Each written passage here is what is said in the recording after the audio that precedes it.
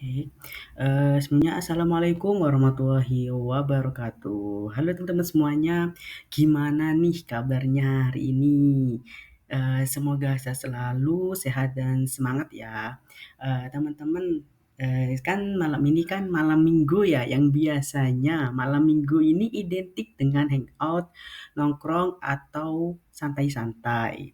Tapi malam Minggu kali ini nih berbeda. Kita pilih buat kumpul bareng belajar sesuatu yang gak kalah seru, yaitu tentang ibadah maliyah. Sebelum itu kalian pernah dengar gak sih apa sih ibadah maliyah itu? Kemudian macam-macamnya itu seperti apa? Tujuan ibadah maliyah itu seperti apa?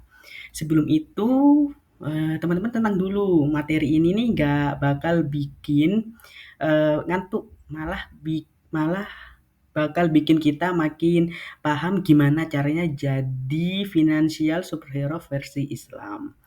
Ingat, harta itu bukan cuma soal duit di dompet, tetapi juga energi yang bisa kita pakai buat bikin hidup lebih bermakna dan dapetin pahala.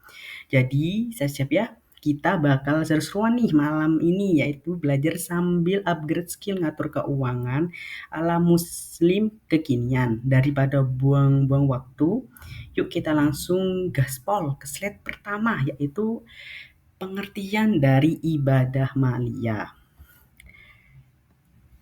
Nah, di sini nih kita masuk ke pengertian ibadah maliyah, yang di mana teman-teman, ibadah maliyah ini terdapat dua pengertian dari sumber yang berbeda.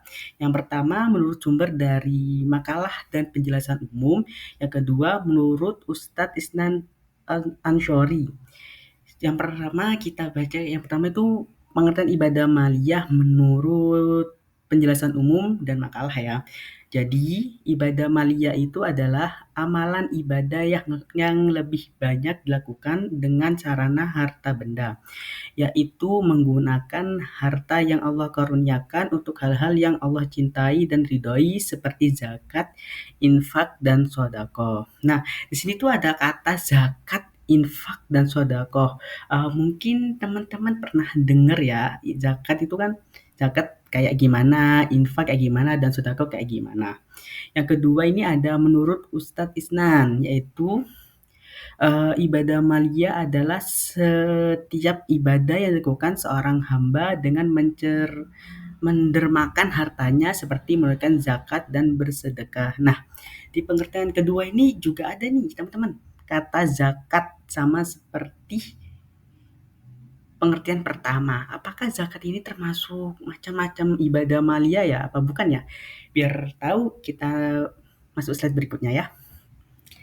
Untuk slide kedua di sini tuh ada dasar hukum dan kedudukan ibadah maliyah.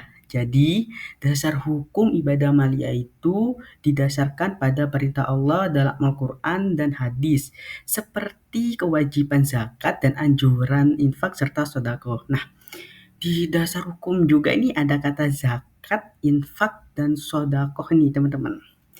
Yang kedua itu kedudukan dari ibadah maliyah, yaitu ibadah maliyah merupakan bagian penting dalam syariat Islam yang berfungsi membersihkan harta dan jiwa serta mempererat solidaritas sosial. Berikutnya itu ada tujuan dan hikmah ibadah maliyah. Jadi buat teman-teman yang belum tahu nih tujuan dan hikmah ibadah maliyah itu ada apa aja. Jadi di sini saya mencantumkan 4 tujuan dan hikmah ibadah maliyah. Yang pertama itu membersihkan harta dan hati dari sifat serakah dan kikir. Yang kedua, menumbuhkan rasa syukur, dermawan, dan rendah hati. Yang ketiga, menjaga keseimbangan ekonomi dan mengurangi kesenjangan sosial antara kaya dan miskin. Yang keempat, sebagai investasi amal jariah, pahalanya harus mengalir walau pelaku sudah meninggal dunia. Jadi yang belum tahu tujuan dan hakikat ibadah maliyah, dan inilah keempat tujuan dan hikmah ibadah maliyah. Berikutnya kita masuk slide keempat nih ya. Keempat ya ini. Nah, di sini ada macam-macam ibadah maliyah. Jadi dari pengertian pertama, terus dasar hukum itu kan ada kata zakat, infak, dan sodako. Ternyata zakat, infak, sodako ini termasuk macam-macam ibadah maliyah. Jadi ibadah maliyah yang tercantum dalam PowerPoint ini ada 9, yaitu zakat, infak, sodakoh, kurban, fidyah, kifarot, akikah, al-hadyu, dan dam. Jadi pengertian dari zakat itu adalah bagian tertentu dari harta yang wajib dikeluarkan oleh setiap muslim apabila telah mencapai syarat tertentu seperti nishab dan haul untuk diberikan kepada golongan yang berhak menerimanya. Yang kedua nih ada infak, ya berarti memberikan sebagian harta atau rezeki kepada orang lain secara sukarela sebagai bentuk kepedulian sosial. Yang ketiga ada sodako, yaitu pemberian seorang muslim kepada orang lain secara ikhlas tanpa dibatasi waktu dan jumlah tertentu. Yang ketiga kurban. Kurban adalah penyembelihan hewan ternak seperti kambing, sapi, atau unta pada hari Idul Adha dan hari Tasyrik 11 sampai 13 Zulhijjah sebagai bentuk mendekatkan diri kepada Allah. Yang kelima ada fidyah, adalah harta benda dengan kadar tertentu yang wajib diberikan kepada orang miskin sebagai pengganti ibadah yang ditinggalkan, seperti puasa Ramadan yang tidak dapat dilakukan karena uzur syar'i, misalnya seperti sakit, menahun, atau usia tua. Kemudian ada kifarot. Kifarot adalah benda atau tebusan yang wajib dibayarkan untuk menghapus dosa akibat pelanggaran tertentu seperti melanggar sumpah, membatalkan puasa dengan sengaja, atau pelanggaran dalam ibadah haji. Kemudian ada akikah. Akikah adalah penyembelihan hewan, biasanya kambing, sebagai bentuk rasa syukur atas kelahiran anak, biasanya dilakukan pada hari ketujuh setelah kelahiran. Kemudian ada al-hadyu, adalah hewan sembelihan yang dihadiahkan dan disembelih di tanah haram atau Makkah sebagai bagian dari pelaksanaan ibadah haji, khususnya untuk jamaah yang melakukan haji tamattu atau qiran. Kemudian ada dam, adalah sanksi atau denda yang harus dibayarkan oleh jamaah haji atau umroh yang melanggar larangan atau meninggalkan kewajiban dalam ibadah haji. Jadi itu adalah pengertian dari macam-macam ibadah maliyah.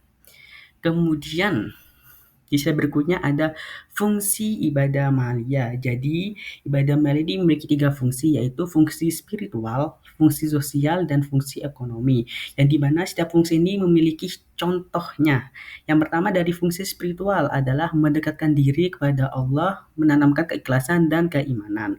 Yang kedua itu ada fungsi sosial, yaitu menolong sesama, mengurangi kemiskinan, mempererat uhuwah Islamiyah. Yang ketiga ada fungsi ekonomi, yaitu pemerataan distribusi kekayaan, mengurangi ketimpangan sosial. Contohnya itu dari fungsi spiritual di sini tuh ada 5. Yang pertama itu membayar zakat dengan niat ikhlas untuk mendekatkan diri pada Allah.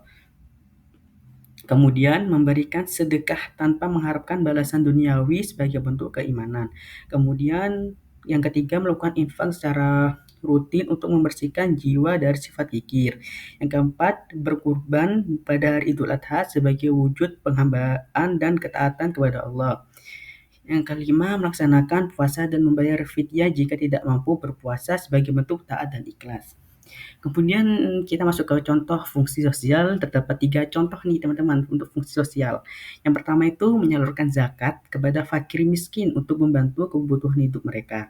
Yang kedua memberikan infak untuk pembangunan fasilitas umum seperti masjid dan sekolah Islam.